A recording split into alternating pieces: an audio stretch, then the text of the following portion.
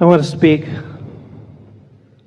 about vibration in the arena of music. That's a good subject to begin understanding vibration, because you understand harmony and disharmony, or harmony and discord. Exactly. Yeah. As a youth, I was classically trained in music. Yeah. And it's a part of I feel like it's a part of my spiritual DNA. Well, it certainly is an early expression of your natural vibrational being. Yes. Yes. At this point in my life, I feel like it's a tool for me to experience my own level of awareness and vibration. And I understand from music that there are so many different individual vibrations. For instance, in the field of orchestral music, there are the brass and the woodwind and the string, different areas of vibration. Yes. Oh, it's rich, isn't it? Not only is every note a different vibration, but even the same note played by a different instrument is a different vibration. Exactly. Yes. And that's leading to my question, is that sometimes I feel that sometimes I experience, you've used the word a number of times, ecstasy. And I feel like, I don't know where on the range of the emotion is, but I feel that I experienced that. Well, it's as high as it gets, and it's leading edge. What you're feeling are those of us who are non-physically focused through you. You see, we feel that way all the time. We feel that way all the time. What you're describing is you opening up and allowing yourself to feel what we feel. I understand that. Yeah. And I love that. Yeah.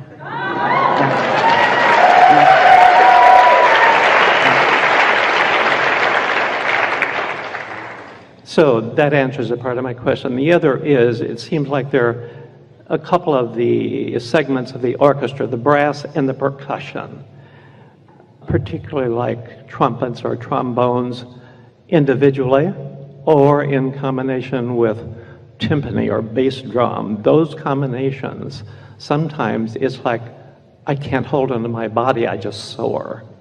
So I would like a little clarification on that. Well, let's see if we can find the words, because you're having the experience of it. And so it's the bass, it's the deeper notes along with the percussions. Give us more description. Well, I'm sure everybody knows what a trumpet sounds like. Yes. And I would not consider that a deeper note, although tuba and trombone certainly can be, and it can be a combination of that. And like cymbals within the combination of brass instruments. It feels like I'm guided into like a point for some reason. It's like I'm so focused maybe. So can you call it timing? Okay. The introduction of the cymbal to it at a particular point of timing, a sort of crescendo? It's a build up to that. Yes, I understand what you're saying. Give us, if you can, we know you can, some characteristics of a trumpet that are different from the characteristics of a flute.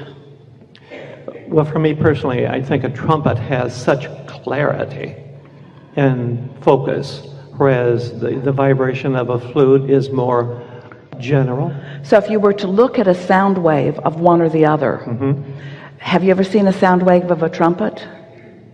I don't think I have. I can visualize it though. That would be worth doing, because that would answer your question. Okay. Mark notices that, because they always do a sound check with Esther, and he is looking at sound waves on the computer screen, and he's noticed that the sound of Esther and the sound of Abraham to the ear are much the same, but on the computer screen there's a very different vibrational. Right. I understand that. It's about the sustaining of the energy within it. And so that's the difference between the flute and the trumpet. In other words, think about the sustaining, and then with that word sustaining, think about the word momentum. Ooh, isn't music a replication or representative of the whole of the mix of everything that's going on in this physical environment, of everyone playing their parts, some holding the notes longer, some coming in just at the right timing. And the leading of such an orchestra is what each of you are doing in your own lives. Because of what you're accomplishing vibrationally, you're bringing in the different components that will fill it in to make it richer and more whole and exactly as you intend it to be. Now, we didn't get quite there. Something more? It feels fulfilled. We do not know of a better conversation, never had one and may never have one, that more succinctly expresses the vibrational nature of what's going on here. And to be able to translate it through this knowing is what we wish for everyone. Truly. This is a good time for a segment of reflection.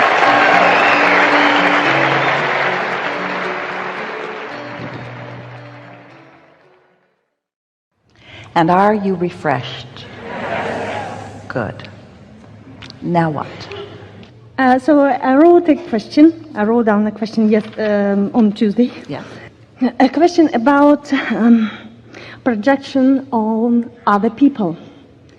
And I would like some help because I understand how to do it on other people, and I do it very successfully. But because I don't have any momentum about them. Projection on other people? Yes, I mean, when you see the strength of another person, even though he doesn't realize it, but you see it, and you tell it to him, or you show it in a different way, somehow I feel that I'm a catalyst for them to see it, to help, to enable them to see it. But I don't have any momentum about them, you see? But I do have a momentum about myself. So it's easier for you to expect or anticipate for those that you don't have negative momentum. That's logical, isn't it? Yes, it is. So? So think about what you just said. You're new in the moment. Yes. You're not dragging the past into it. Mm-hmm. There's no past to activate, and so there is no past that you are activating. So it's just you and another fresh in this moment, and you feeling good and flowing pure positive energy toward them. So what aspect of that could you carry forward in thinking about yourself? Don't bring the past into it. Start fresh and new in the moment. Which is what we've been talking about quite a bit already here today. What that requires is a willingness to, or an understanding that, let's just say it to you bluntly, you can't explain yourself anyway. So why do you try so hard? So do you think that it is a feeling of not being quite where I want to be that makes you continue to want to justify where you are? And who are you justifying to? Others who you feel don't understand you or that you need to explain to. But if your dominant relationship that you were wanting to accomplish and keep going were the relationship between you and your inner being, wouldn't that take care of quite a bit of that? Because your inner being does not need you to explain who you are or where you stand in proximity to what you desire. Your inner being knows all of that. What do you think? You're in a very clear place, and so we think we can have a very good conversation that will be helpful to so many. What do you think causes you to not think as kindly of yourself as you do a stranger or a new person? You already said that there's no momentum, but what kinds of thoughts do you find yourself thinking that are hindering? Because I know that it's all about talking about things that are not working for me, but if you're just standing in your now, what is it about being in the now that seems to require an explanation? It's an interesting question. Part of it's wanting to get to know each other. We get that. But after a while, you sort of have gotten to know each other. What do you believe you are continuing to try to explain? What's the explanation about? Why do you want to explain it to someone else? Or are you really explaining it to yourself and they're just listening in? We've been calling it rationalization or justification or defensiveness. So if you're in a place of defensiveness, you're more likely to do that. But what if you got a good night's sleep? And what if, when you awakened, you knew that you were new in the day and that any momentum on anything has subsided, and while you still do hold beliefs, you're having a fresh start where you could choose momentum? And what if this morning and tomorrow morning and the next morning and the next morning you were doing that, so that you were fresh in this moment, so you were fresh to yourself like the stranger is fresh to you? Would it keep you from needing to explain so much? What if you began to define yourself in terms of how you feel rather than who you are, or how you feel rather than where you've been, or how you feel rather than what you've been doing, or how you feel rather than what happened in your life?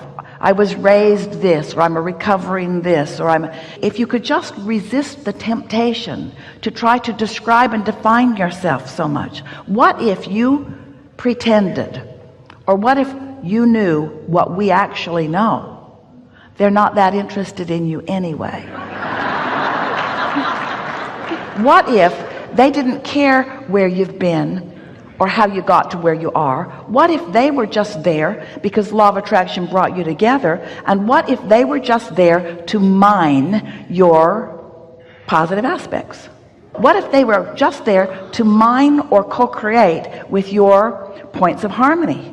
What if you are nothing more or nothing less, and we mean nothing less because it's a lot? What if you were, to the others that you met, a cooperative component that the law of attraction has brought together, not to explain where you've been and not to explain how long you've been there, but just to co-create with you in this dance right here and now?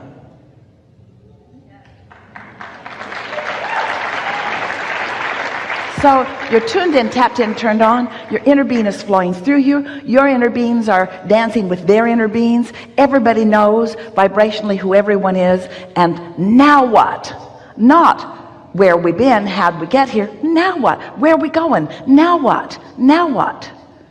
And when you meet with someone and you say, now what? And they say, oh, yesterday. And you say, no. Now what? Oh, last week was, no. Now what? Now what? Now what? Now what? Now what? Now what are we going to co-create together? What is the best of me and the best of you going to do here and now? Now what? Now what?